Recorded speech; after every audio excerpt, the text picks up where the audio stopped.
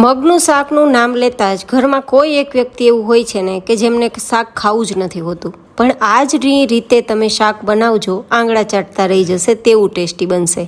ખાસ વાત તો એ છે કે આ શાકની સાથે તમારે રોટલી, ભાત કે ખીચડીની પણ જરૂર નહીં પડે. એમ જ માત્ર આ શાક ખાશો તો પણ પેટ ભરાઈ જશે. તો ચલો રેસીપી શરૂ કરીએ. જેમના માટે અડધા કપ જેટલા મગને ધોઈ લેવાના છે અને પછી તેનું ડબલ પાણી ઉમેરી અને તેને પલાળવા માટે છોડી દેવાના છે. 12 થી 13 કલાક પછી તમે જોશો તો સરસ પલળી પણ જશે અને થોડા થોડા મગ ફૂટી જશે, જેને કોટા ફૂટ્યા કહેવાય કે ફણગ્યા કહેવાય. તો હવે આપણે આ જે પાણી તમને દેખાય છે ને તેને આપણે નિતારી લેવાનું છે. મતલબ પાણી આપણે બિલકુલ ઉપયોગમાં નથી લેવાનું, માત્ર આપણે મગને નિતારીને પછી તેને મિક્સરમાં લઈ લેવાના છે. બિલીવ મી ગાઈઝ, આજના શાકની રેસીપી તમે ક્યાંય નહીં જોઈ હોય અને કદાચ ક્યારેય ખાધી પણ નહીં હોય. તો આ રીતે ટ્રાય કરજો, બધા જ આંગળા ચાટતા રહી જશે તેટલી સ્વાદિષ્ટ શાકની રેસીપી બનશે. તો હવે પીસી લેશું અને પીસ્યા બાદ આ જે પેસ્ટ બની છે ને તેને આપણે એક્સ્ટ્રા વાસણમાં લઈ લેશું. હવે અત્યારે આ મગની જે પેસ્ટ છે ને તેને સાઈડમાં રાખી દઈશું અને આપણે એક કડાઈમાં 2 ચમચી જેટલું તેલ ગરમ કરીશું. તમે એકદમ ઓછા તેલમાં એટલે કે 1 ચમચી તેલમાં પણ આ શાક તૈયાર કરી શકો. હવે આપણે તેલ ગરમ થાય તો 2 ચમચી ચણાની દાળ અને થોડું ટોપરાના ટુકડા, અહીંયા સૂકું ટોપરું, લીલું ટોપરું કોઈ પણ લઈ શકો અને ના હોય તો માત્ર બીજી સામગ્રીઓ જે લીધી છે ને તે પણ લઈ શકો. અને 1 ચમચી જેટલા કાચા મગફળીના દાણાને બધું જ રીતે શેકી લેશું.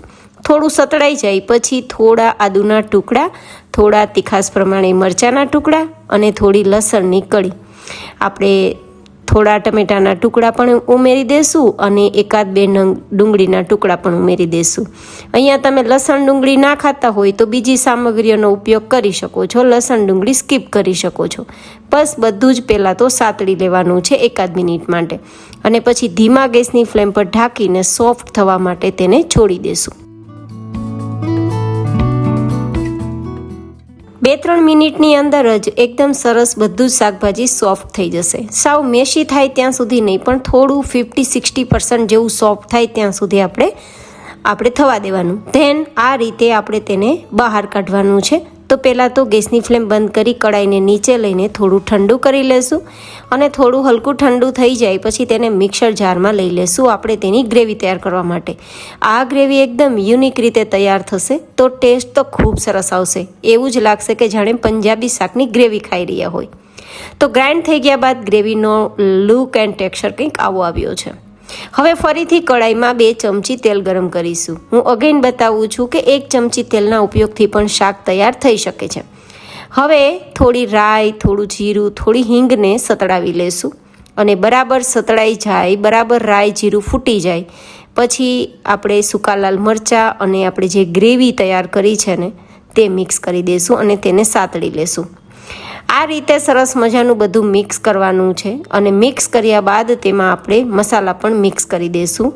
અને મગની ગ્રેવી તૈયાર કરી છે ને તેમાં પણ નમક મિક્સ નથી કર્યું, તો બધા જના ભાગનું નમક મિક્સ કરવાનું છે. તો 1 નાની ચમચી નમક, ચપટીક જેટલી હળદર, 2 નાની ચમચી હોય ને તેટલું કશ્મીરી લાલ મરચું પાવડર, જે તીખું નથી હોતું પણ કલર સારો આપે છે, 1 ચમચી ગોળ, કારણ કે આપણે ટમેટાની ખટાશને મેન્ટેન કરવા ગોળ મિક્સ કર્યો છે. હવે બધું જ ચલાવી દઈશું અને સરસ એક રસ થઈ જાય પછી તેમાં આપણે 1 કપ જેટલું દહીં મિક્સ કરીશું અને દહીંને પણ ફાટે નહીં તે માટે ધીમા ગેસની ફ્લેમ પર સતત ચલાવવાનું છે. દહીં વધારે ગરમ થશે તો ફાટી જશે, તો ધીમા ગેસની ફ્લેમ પર ચલાવવાનું.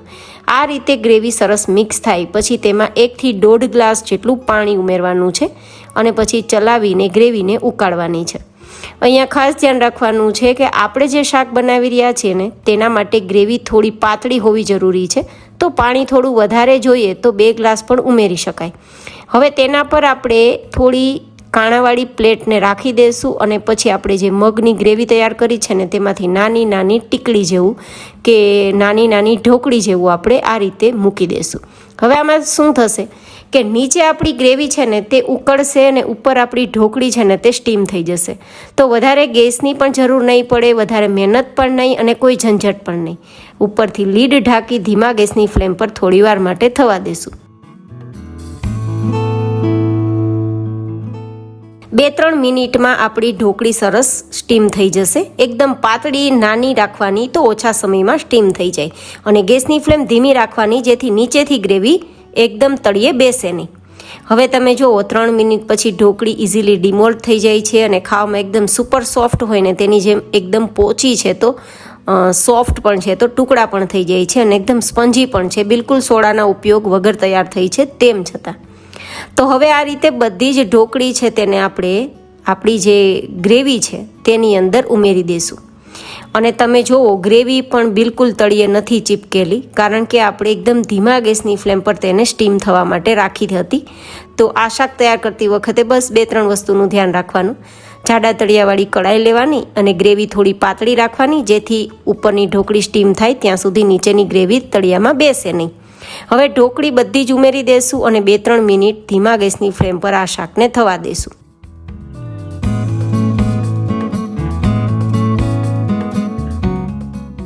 2-3 મિનિટ પછી આપણું શાક તૈયાર થઈ જશે. જો કે તમારે વધારે પાતળી ગ્રેવી જોતી હોય તો 2 મિનિટ જ થવા દેવાનું, અને ઘટ ગ્રેવી જોતી હોય તો 4-5 મિનિટ થવા દેવાનું. પછી ધાણા સ્પ્રિંકલ કરી ધેન સર્વ કરવાનું. મગ ઓલરેડી પ્રોટીનનો સોર્સ છે, તો તેમની સાથે ભાત, ખીચડી કે રોટલીની જરૂર બિલકુલ ના પડે.